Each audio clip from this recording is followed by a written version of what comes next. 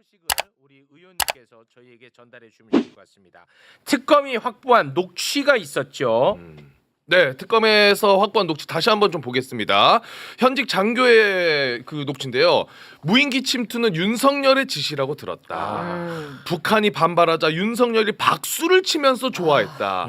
불안감 조성을 위해 일부러 북한에 노출시켰다. 이 미친 사람입니다, 네, 윤석열. 미쳤어, 완전. 자, 그리고 무인기 작전에 참여했던 네. 군 관계자의 특검 진술까지 있었습니다. 무인기 침투 지시는 국가안보실로부터 받았다. 김태호 태호. 조심하고. 네. 네. 자, 그리고 그동안에 계속해서 뒤에 숨어 있던 합참이 무인기 침투와 관련해서 미리 알았을 가능성 특검이 확보한 녹취록에서 나왔죠. 무인기가 북한에 침투하기 직전 이승호 합참 작전본부장 측이 보고를 받았다. 드론 작전 사령부 요원들이 불안에 떨면서 합참 작전본부장 측에 여러 경로로 전화한 것으로 안다. 네. 자, 그리고 드론 사령관이 합참 고위직하고 이 시기에 만났었어. 맞아요. 10월 31일에는 방금 언급된 합참본부장 이승호, 11월 11일에는 김명수 합참의장과 함께 만났습니다. 김명수 네. 일단은 기다리고 있고요.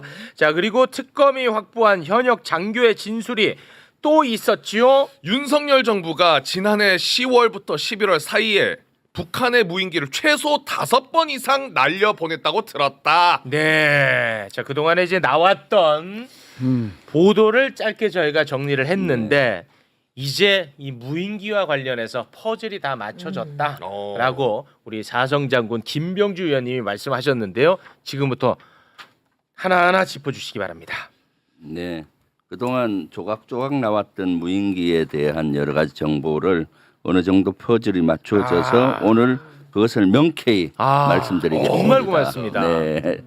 일단 무인기는 최소 확인된 것만 3번 7대를 보냈습니다. 야, 이건 세 차례에 확인된 걸쳐. 것만 네. 좀 올려주시겠습니까? 확인된 것만 1차로 10월 3일 날 새벽 2시에 보내서 6시까지 9대가 복귀를 했고 이때도 이제 평양에 가서 이제 삐라를 살포하고 복귀를 했습니다.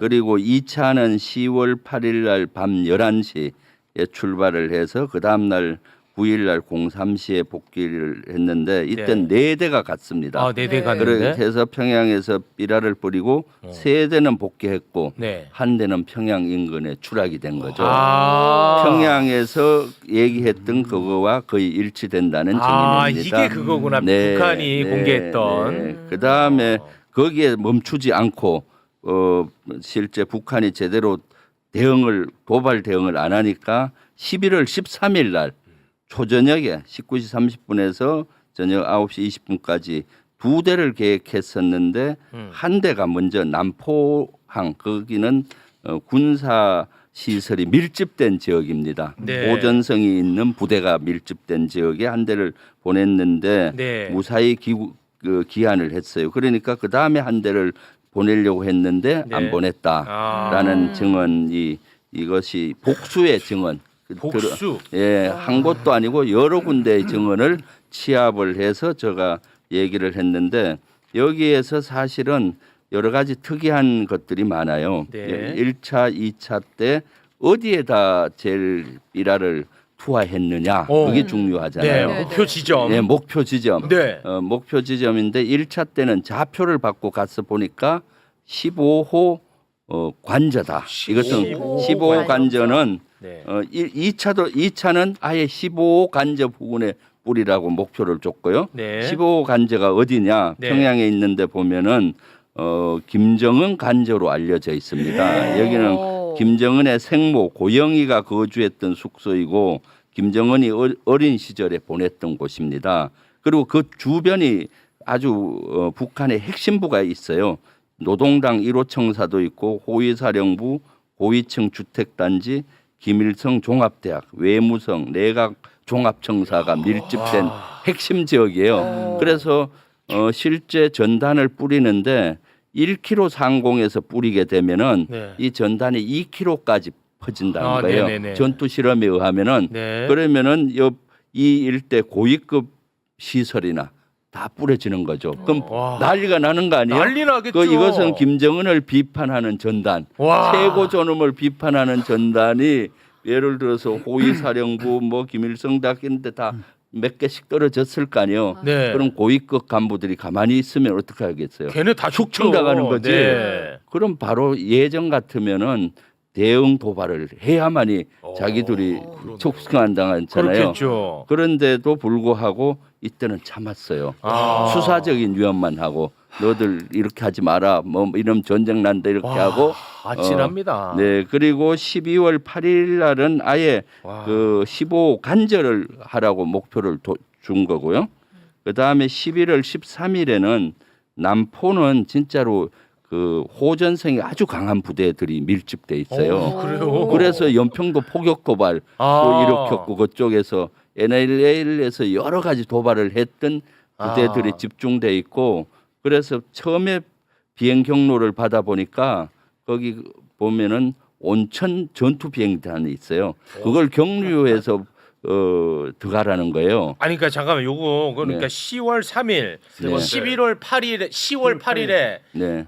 그러니까 윤석열이 생각할 때 제일 예민하고 제일 얘네들이 심각하게 생각할 곳은 당연히 김정은 관저라고 봤겠지. 그렇죠. 네. 당연하지 않겠어요? 네. 거의 뿌려봤어. 네. 와 이 새끼들 참을 수 대단하네.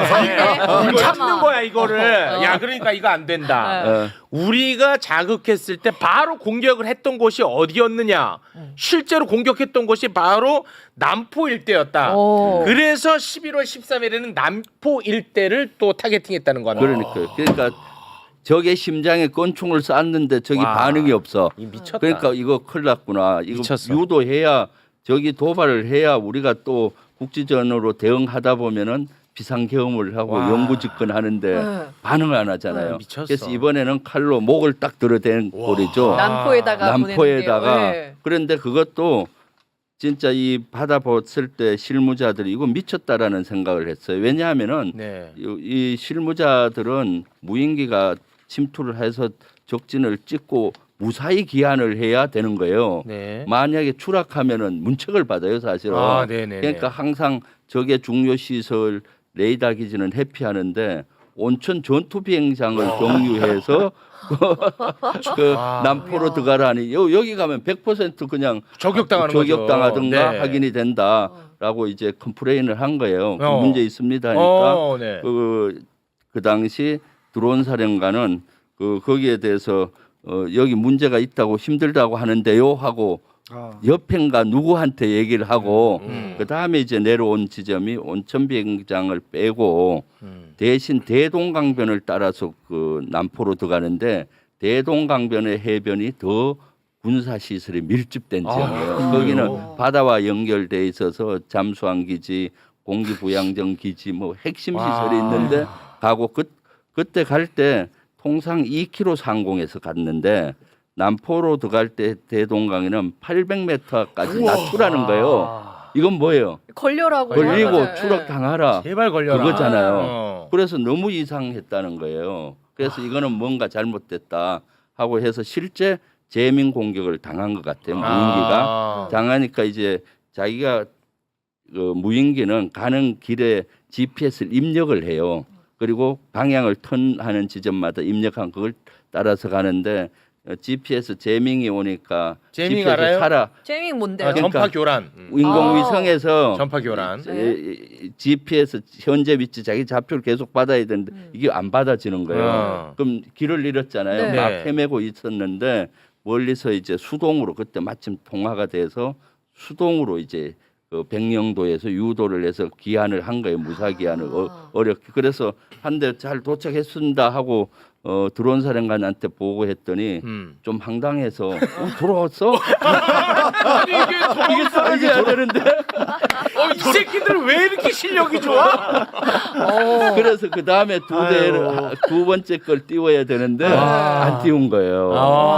이거 제가 또 돌아올까봐. 예, 남포에서 와. 띄운 거는 진짜로 그 인원들이 첫 번째 평양 갈 때는 그래도 뭐 오물풍선 대응으로 너 한다 하니까 사명감을 갖고 했는데 남포크는 너무 이상한 거예요. 와. 그래서 이거는 뭔가 잘못돼 가는구나 하는 걸 심각하게 느꼈다라는 증언 들이죠. 윤석열 천벌 받아야 돼. 그러니까. 전단지를 뿌렸다고 하는데 네. 그 전단지는 근데 어디서 만든 거예요? 그거를 퍼즐을 맞추었어요. 그래요? 그것이 너무 궁금했잖아요. 네네네. 그래서 이 사실은 무인기는 그 전단지부터 얘기하면 전단지는 국군 심리 전단에서 만든 걸로 추정이 돼요. 왜냐하면은 무인기 부대에서 국군 심리 전단에서 전단지를 수령해 왔어요. 국군 심리 전단도 전방에 다 나가 있습니다. 대북학성기 이런 방송이나 다 작전을 하기 때문에 네. 백령도에도 나가 있더라고요. 그래서 백령도에 나가 있는 드론 부대에서 거기 가서 수령해 오라. 그래서 가서 갔더니 라면 박스보다 조금 적은 박스 한 네. 박스가 밀봉된 거를 이제 네. 갖고 온 거예요. 그 사진 한번 볼까요? 그래 네. 요거는 그 사진이 아니고 조금 이따 전단통. 띄워주세요. 네. 그래서 거기에 보니까 거기에 한 2만 장 정도 들어있더란 거예요. 특수 제작한. 그래서 그거는 지문이 묻으면 안 되니까 장갑을 끼고 이제 북한에 보내는 전단지를 이렇게 한 500에서 600장 무인기당 이렇게 묶어서 무인기에 장착을 한 거죠. 와. 그래서 지금 사실은 심리 전단에서 특별히 만든 걸로 보여지고 네. 그래서 이것은 수사로 밝혀져야 된다. 그리고 더 중요한 것은 무인기가 원래 이것은 카메라를 달고 적진에 들어가서 촬영하고 오는 거예요. 네. 근데 전단을 뿌리는 무인기가 없었어요. 네. 그런데 이것을 드론사에서 자체 제작을 개조를 했다. 개조했어. 그거 저도 그게 궁금했거든요. 그 무인기에 전단 뿌리는 무인기가 없는데 뿌렸다고 하니 그래서 확인을 해봤더니 작년 2월부터 시작을 했는데 본격적으로는 6월에 이걸 디자인을 했더라고요. 그래서 무인기에 있는 카메라를 떼고 무게 때문에 카메라를 떼고 저기 아까 띄워주세요. 아까 거 네. 무인기 전단통을 만든 겁니다. 저기 플라스틱으로 된 전단통을 이렇게 만든 만들었고. 거예요. A4지보다 조금 적어요. 이거 A4지를 이렇게 말아서 이렇게 원형처럼 이렇게 되는 거예요. 그리고 그 안에 5 곱하기 7cm 전단을 해서 열 수 있게. 그래서 저거를 이제 무인기 밑에 보면은 배 있는 데를 개조해서 부착하는 겁니다. 네. 그리고 저 연결하는 고리가 있는데 서버라는 그 장치와 연결을 했다가 목표 지점에 가면 요 묶어놓은 건을 딱 푸는 거예요. 놓으면은 이 전단통과 전단지가 분리될 거 아니에요. 네. 그러니까 전단통도 떨어지고 전단도 떨어지는 거죠. 네. 근데 다행히 저 전단통은 3D 프린트로 만들어서 플라스틱이에요. 네. 아주 얇아. 네네네. 그게 떨어져도 이것이 별로 위험하진 않아요. 그래서 지난번에 북한에서 왜 전단통하고 전단지 사진을 보여줬잖아요. 네. 그런 모양이었죠. 그래서 전단통까지도 3D 프린트의 기를 가지고 드론 사령부의 교육센터에서 그걸 만들고 실험을 많이 했더라고요. 그래서 6월 달에 그것을 디자인하고 7월에 전단통을 만들어서 부착을 개조를 하고 또 개조를 하면 이거 무인기 만들었던 업체와 협조를 해서 또 문제가 없는지 문의를 한대요. 그것도 했을 걸로 추정을 하고 있고 네. 그리고 나서 7월 달, 8월 달에 시험 비행, 테스트 비행을 여러 번 해야 되잖아요. 네. 하고 8월 달에 이제 무인기 조종사들에게 교육을 좀 시킨 겁니다. 그동안은 이제 카메라 찍는 무인기였는데 이걸 삐라를 뿌려야 새로운 되니까 거니까. 네. 훈련을 시키고 10월 달에 본격적으로 했다. 그러니까 얼마나 이게 조직적이고 체계적으로 그렇습니다. 한 거예요. 그리고 네. 또 무인기가 또 하나가 있죠. 무인기가 드론 사령부만 한 것이 아니라 조금 전에 얘기했듯이 합참도 관련이 있다 뭐 이랬잖아요. 네. 무인기를 북한에 보냈다가 오게 되면은 알 수 있는 부대가 많아요.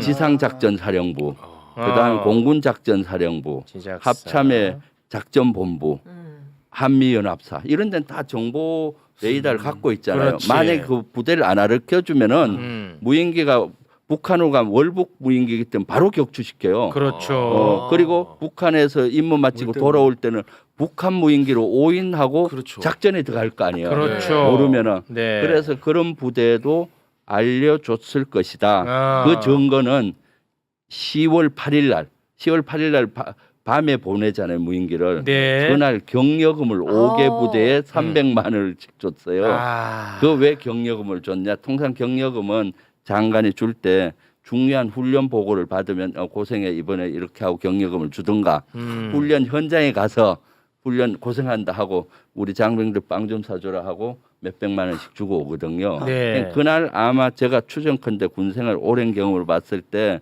장관에 누가 전화를 그 해당 부대장한테 전화를 해서 네. 야 오늘 이런 비밀 작전이 있으니까 아, 너만 그냥, 알고 있어. 혹시 가만히 보고 있으면 올라오면은 돼. 돼. 그리고 내가 조금 수고비 보낼 테니까 그 격려 좀 해줘. 이렇게 해서 동시에 5개 부대를 보내지 않았겠느냐. 아, 이건 그렇죠. 추정인데 네, 합리적 추정입니다. 수사에서 수사해라. 네. 그리고 또 이 실체를 밝힐 수 있는 그 키가 있습니다. 네. 키가 뭔가 하면은 10월 달에 끝나고 나서 표창장을 25명의 표창장을 줘요. 아 맞아요. 그 25명에게 주는데 국방부 장관에게 5명, 합참 의장에게 5명, 합참 작전본부장 표창 10명 합참. 그래서 25명을 주는데 그 제가 명단을 분석을 해 보니까 네. 무인기와 관련된 사람을 다 준 거예요. 다 준 거야. 그래서 포상자에. 거기는 드론 사령부에 그 참모가 들어가 있었고 드론 사령관 혼자 하지 않았을 거 아니에요. 그렇죠. 그 참모 뭐 작전 관련이나 공역 통제 하는 사람도 들어가 있었고 아. 교육센터가 들어 있어서 처음에는 의문을 가졌어요. 아, 교육센터가 왜 들어가 있나? 이거는 무인기를 개조하는 개조하는데 건지. 교육센터가. 그래서 거기에 이제 들어가 있고 그렇습니다. 그다음 밑에 무인기를 띄운 부대인데 네. 백령도에는 101대대인데 중부 지역에도 무인기 부대가 있고 동부 지역에도 있어요. 이 부대에도 표창이 나갔더라고. 아. 그래서 이 부대들도 북한의 무인기를 띄웠을 확률이 많다. 아. 이 증거가 또 몇 개 나왔어요. 야, 기가 그래서 막힙니다. 그 인원들은 수사를 해야 된다. 그렇습니다. 지금 내란 특급 이 방송 꼭 들어야 됩니다. 꼭 들어야 됩니다. 네. 그래서 왜 그럼 중부 전선에 있는 부대는 북한으로 보내려고 하다가 10월 달에 안 보낸 정황이 있어요. 왜냐하면 백령도에서 소대장 중대장이 평양에 무인기를 보내라니까 겁나잖아요. 그렇죠. 이거 어떻게 됐지? 이런 작전을 어떻게 하지 해서 인접 그 연천에 있는 부대에 전화를 한 거예요. 야, 우리 평양에 이렇게 보내라고 하는데 너희들은 뭐 하냐 지금? 야, 우리도 그거 준비했어. 하다가 기상이 안 좋아서 우리는 노고 결정, 가지 마라 결정이 났다라고 얘기를 하더란 거예요. 날씨 탓한 거지. 네, 그래서 중간 중부 전선에서는 준비를 했다 안 간 거고 동부 전선에서는 무인기가 소실이 지금 2대가 된 걸로 나오거든요. 한 대는 이 평양에서 그렇죠. 아까 그 10월 8일 날 떨어졌다 했잖아요. 네. 동부 전선 부대의 무인기가 하나 소실이 됐어요. 근데 무인기는 자기 위치 장치가 있어서 어디에 떨어지든지 확인이 된답니다. 아. 바다에 떨어져도 무인기가 플라스틱이에요. 아. 물에 떠. 잘 잠기지가 않는 거예요. 그럼 바다에 있어도 찾을 수가 있는데 소실되고 찾을 수가 없어요. 네. 대한민국 영토에 떨어졌다만 찾을 수 있지 않았겠습니까? 그렇죠. 그럼 어디를 의심하겠어요?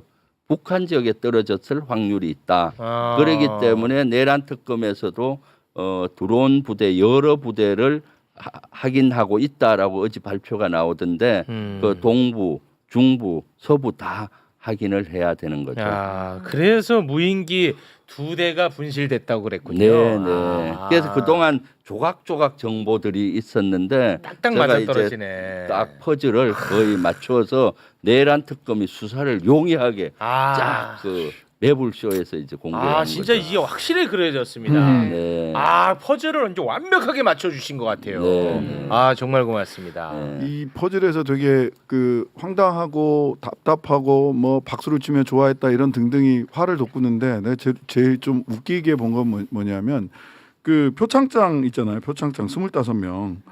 그래놓고 비공개했어. 그러니까. 원래 표창장은 공을 널리 공개를 알리는 해서 거잖아요. 칭찬하게끔 해야 칭찬하게 되는데. 해야 되는데 내가 표창장 탔다는 사실을 알리지 말라. 내 죽음을 적에게 알리지 말라도 아니고 표창장 수상한 사람들 그 표창장 내역 비공개 처리돼 있어요. 비공개 처리. 비공개. 예.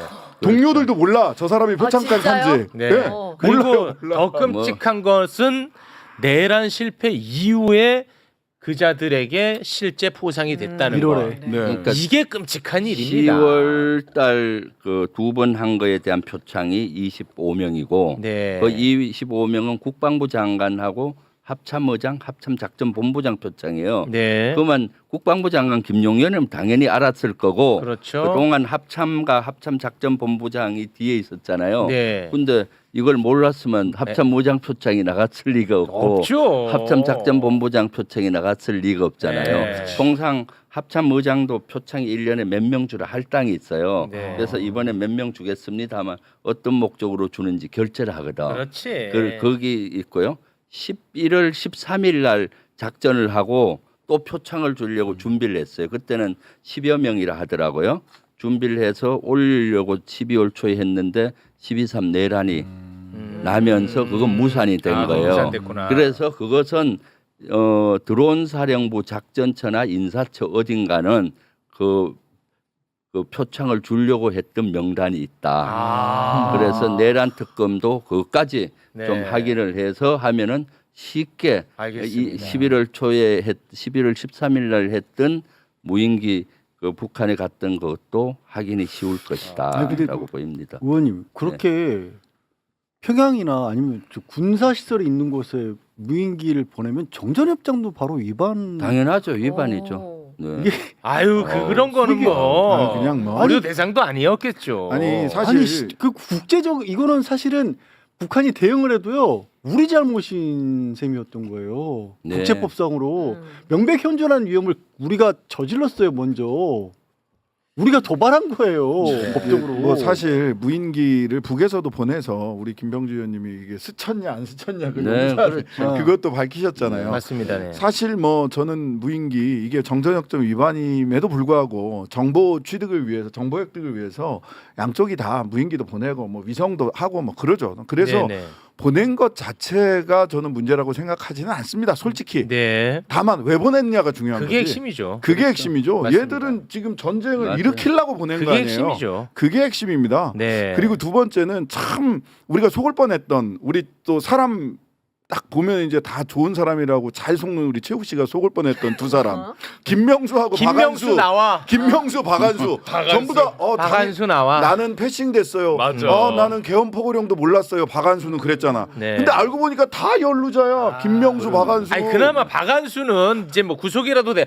김명수 나와. 아까 그 사진 다시 좀 올려주세요. 면담 사진. 네, 합참 김명수. 예. 지금도 김명수는 합참 의장이죠. 네, 네. 김명수가 직을 건다 그랬습니다. 네, 맞아요. 그럼요. 이 김명수 얘를 어떻게 해야 될지 나는 이게 참 미치겠어요. 김명수. 그렇죠. 자기는 나는 다 패싱 됐어요라고 맞아. 몰라요. 저는 김명수. 착한 사람이야. 이러고 있었거든 처음에. 다 알았던 것 같아요.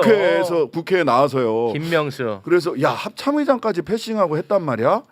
라고 저도 최초에 생각을 했어요. 근데 시간이 지나면서록 저렇게 선한 얼굴로 앉아가지고 너무하는 거 아닙니까 정말? 네. 합참 의장이 몰랐을 리가 이거 없고 왜냐하면 정황이 무인기 많아. 7대씩이나 보내는데 우리 그 전방에 있는 레이더가 다 관측이 되는 거고 그렇습니다. 올 때도 관측이 되고 하는데 그걸 몰랐을 리가 없죠. 아니, 몰랐다고 해도 저 자리에서 내려와야죠. 네, 네. 맞죠? 네. 유능한 알았으면 거지. 저 자리에서 네. 내려오고 네. 감옥에 가야죠. 그렇죠. 몰라도 저건 완벽히 7대가 올라갔다 온 거는 뚫힌 거예요. 그렇습니다.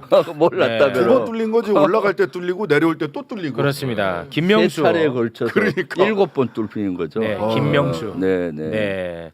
그러니까 참 김명수는 잊어서는 안 됩니다. 네. 알겠죠? 김명수 그리고 김동혁이는 우리가 잡았잖아. 잡았으니까. 김동혁이 잡았잖아. 김동혁이는 잡았으니까 다른 분들은 말 안 하셔도 됩니다. 김동혁이는 내가 잡았고 네. 이제 김명수 너 차례야. 어. 병장한테 홍군형 날 준비해. 포스타. 김명수 바로 저자입니다. 김명수. 작전 화학병의 무섬을 보여줘라. 김명수 딱 기다려. 지 건다 분명히 얘기했다. 네. 자, 요거는 요 정도로 정리하고요. 외환과 관련해서 내일 2탄 계속 이어진다는 점 미리 예고를 하고요.